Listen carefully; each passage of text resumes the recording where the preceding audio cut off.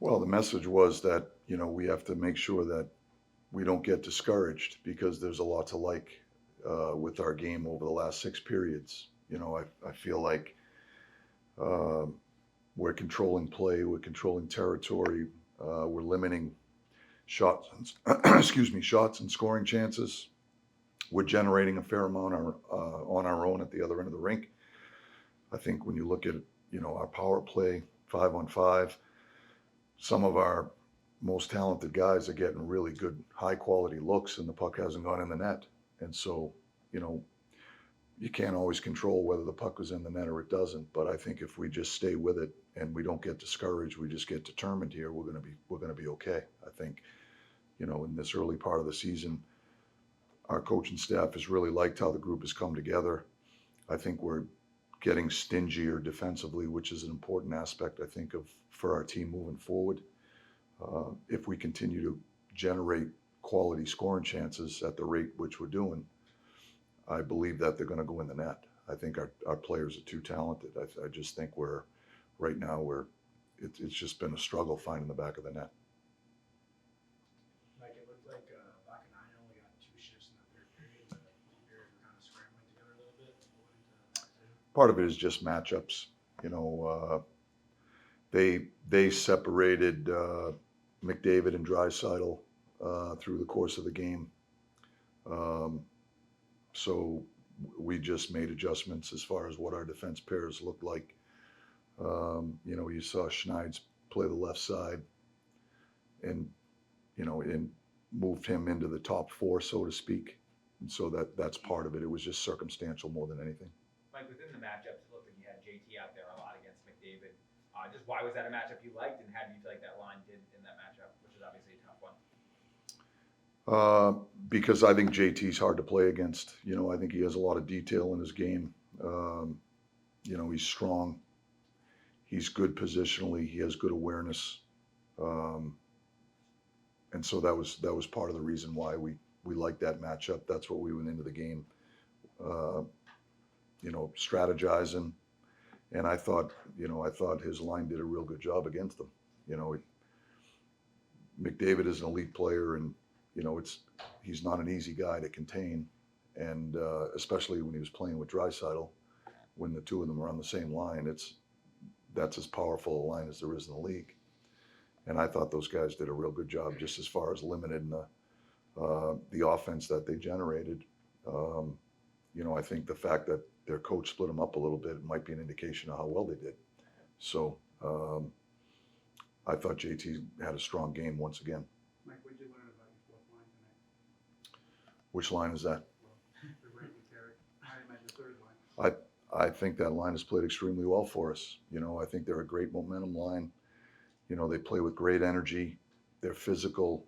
They're a presence on the ice. I think they create anxiety out there, and I think that's an important element of what they do for us.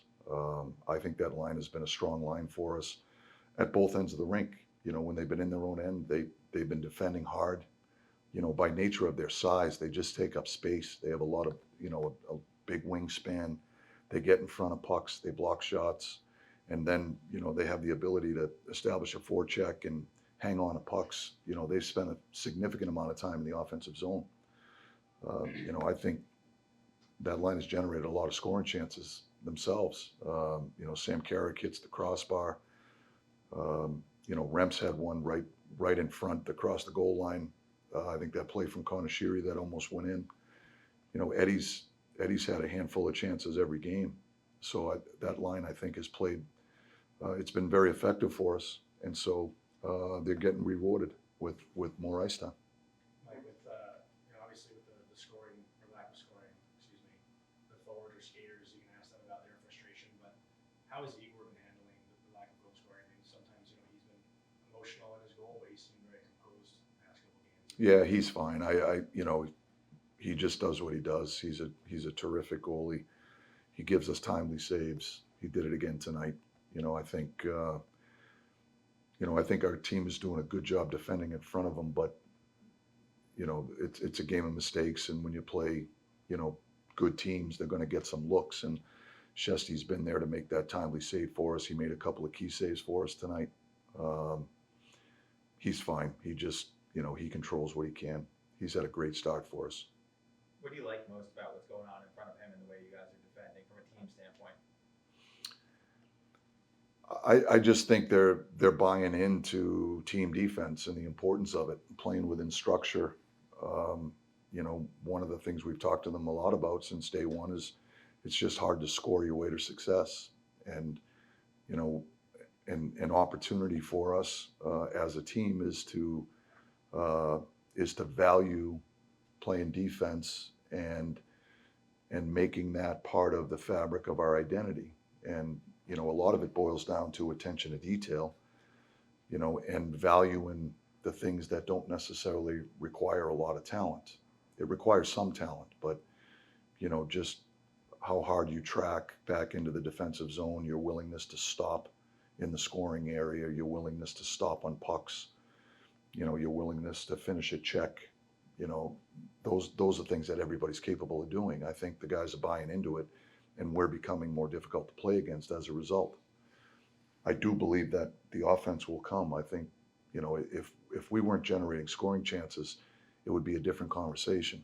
But, we believe we are, based on everything that we're watching and tracking, and we believe that, it's not sustainable that the pucks aren't going to go in the net if we continue to generate the type of looks that we've generated. So if we can combine our stinginess defensively and our willingness to do the little things that make us harder to play against, and we continue to generate the looks that we have, we believe that this group will pull itself out of it, and we'll start to win some games. Where are you at? Last one. Where are you at with Panarin's game? He's obviously used to scoring a lot of points this year. They, like a lot of guys, they haven't come to him specifically. Where are you at kind of with this game? I think he's part of that group of offensive players. It hasn't been from a lack of opportunity. He's been playing with Mika, and I think Mika's had a great start to the season. They get a handful of looks every single game. The last game they come down on that 2-on-1. Mika, that one timer was a bomb. What are the chances? If you give him 20 of those, he's probably scoring on 19 of them. And so,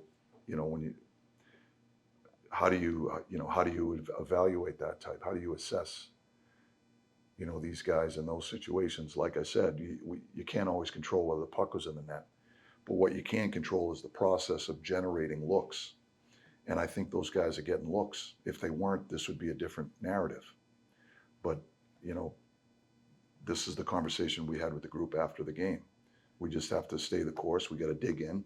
We can't get discouraged. We just got to become more determined, and the pucks will go in the net for us. But we have to continue to do the things that are allowing us to generate the looks that we're getting. As long as we can do that, I believe these guys are too talented. They're going to score goals.